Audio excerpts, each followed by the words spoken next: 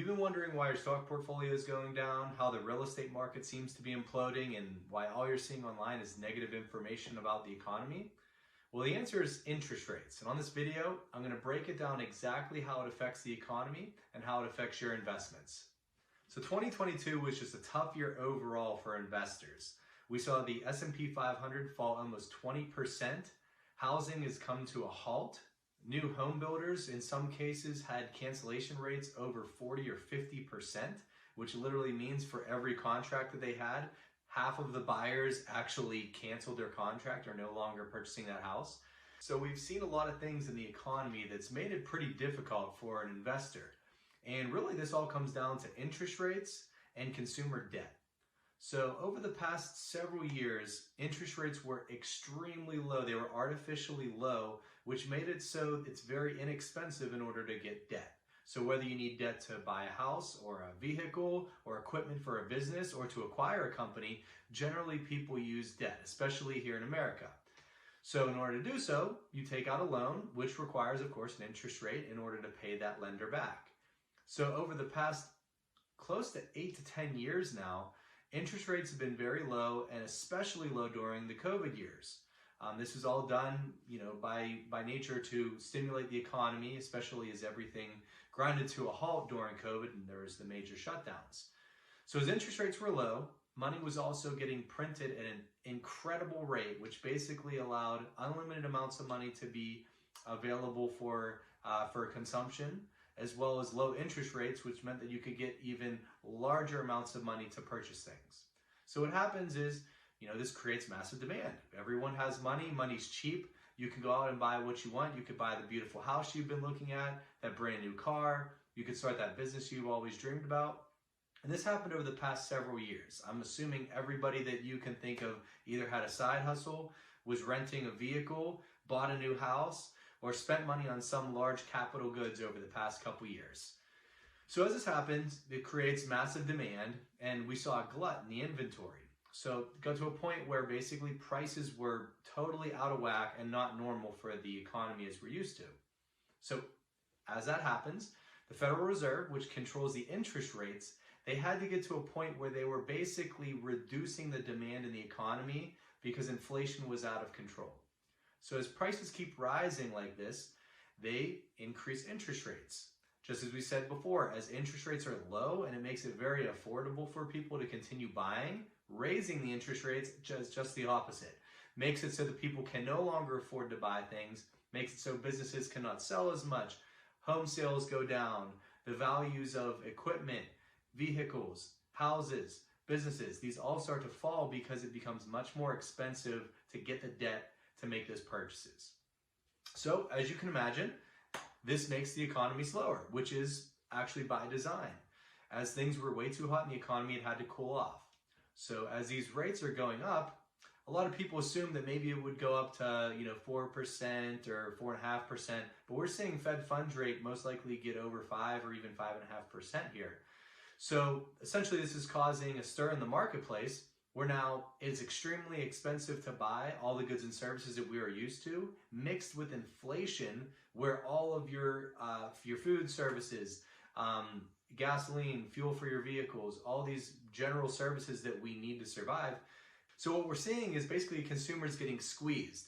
Interest rates are higher so that it's much more difficult to purchase things, and expenses are much higher for your necessities, like we said, with fuel and food and transportation and everything else. So basically the savings rate is so low. I read a statistic that the savings rate on average for an everyday consumer would be right around 10% of their gross income. So if you make $100,000 a year, you'd assume that you probably have about $10,000 a year in savings. Now it is at an all-time low at about 2 to 3%. So if you make $100,000, now you're only pocketing maybe $2,000 to $3,000 right now. So as consumers have less disposable income to buy things, they're going to do one of two things. They're going to stop spending, or they're going to put it on credit, just rank up more debt, exactly what we saw. Over the past several months, there's been reports that consumer credit card debt is at all-time highs. Match that with the raising interest rates, now that debt that's at all-time highs is now extremely expensive to maintain. So this has to be the stopping point. Once that gets so high that people can no longer manage to pay their debts and continue spending, the spending basically halts. And you're seeing it a lot. People are no longer buying houses. The price of vehicles is going down dramatically. Price of boats. The price of businesses. A lot of companies are up for sale and people aren't acquiring them anymore. So this is all normal for these basic business cycles. Things go up, things go down. So in these recessionary time periods, it's important to understand why this is actually happening behind the scenes, because you could take valuable information that's coming from the marketplace and actually make your investments based off of those decisions. So number one, as interest rates are rising, that now makes debt type securities higher interest payments. So in the same case as a lender would get more interest, you become a lender when you're purchasing a debt security or you're investing in something debt related. These are generally less risky compared to equities because there's some sort of collateral and they're to be paid back before the equity holders in the event of a bankruptcy. So what that means is now there's a less risky option that basically didn't exist for so long in the marketplace, because who would want to get a 0.5% return or 1% return when you could just invest in a dividend fund or invest in real estate or invest in a company? Well, now things are kind of sketchy in the economy where things are not looking so good long term.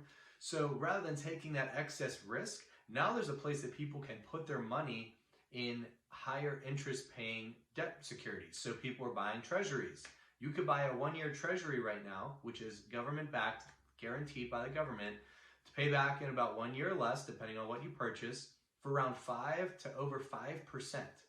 So essentially you can get a guaranteed rate of return at 5, as opposed to higher interest rates making things like real estate investments less profitable, making business acquisitions less profitable, and pretty much every asset class becomes less profitable.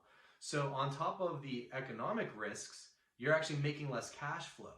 So it almost doesn't make sense to take on this risk, the headaches, and all the things that you go through to maybe get an 8, 9, 10% return when you can just park your cash over here and get a guaranteed 5% and be on your way. So this is what's happening in the economy. A lot of people have been shifting money from aggressive, more growth investment-oriented assets and moving them into either guarantees or more conservative fixed income investments. This is something that we recommended back in the second and third quarter of last year. As we saw the rates rising, we kind of knew the party was over.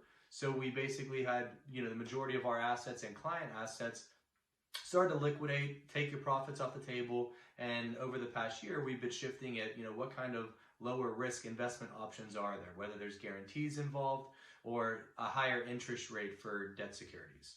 So that's one thing that's happening in the economy. Next is inflation is still very high. So expenses are still very high. So whether that's for businesses or your personal expenses, it remains the same. So as businesses, it's now much more expensive to get debt to either pay for your inventory or to buy new equipment or to expand. So it's more costly to actually grow your business. And in addition, now between wages and all the other inflationary items with your basic expenses, now their expenses are higher. So just like consumers, income's getting lower, expenses are getting higher, they're getting squeezed, which means they're less profitable.